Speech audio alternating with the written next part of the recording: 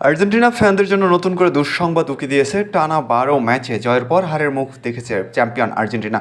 কলম্বিয়ার বিপক্ষে আজ বুধবার ২০২৬ বিশ্বকাপের বাছাই পর্বে ম্যাচে লিওনেল স্কালোনির দল ২-১ গোলে হেরেছে, যা চলতি বছরে তাদের প্রথম হার। এর আগে তারা শেষবার হেরেছিল গত বছরের নভেম্বরে। দলের ব্যর্থতার দিনে ম্যাচ শেষে অদ্ভুতভাবে হলুদ কার্ড দেখেছেন তারকা ডিফেন্ডার ক্রিস্টিয়ানো রোমেরো। এ নিয়ে বাছাইয়ের ২ ম্যাচে তিনি হলুদ কার্ড দেখলেন। ফলে বাছাই পর্বে নিজেদের পরের ম্যাচে রোমেরোকে নাও পেতে পারে আর্জেন্টিনা। অক্টোবরের উইন্ডোতে আলবিসেলেস্তেদের পরের ম্যাচ ভেনেজুয়েলার বিপক্ষে।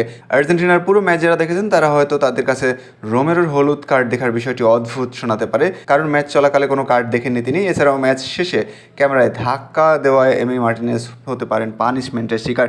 নিজের ডাগআউটে ফেরার পথে আর্জেন্টাইন ডিফেন্ডার নিজের জার্সির চ্যাম্পিয়ন ব্যাজে হাত বোলাতে বোলাতে এগিয়ে যাচ্ছিলেন।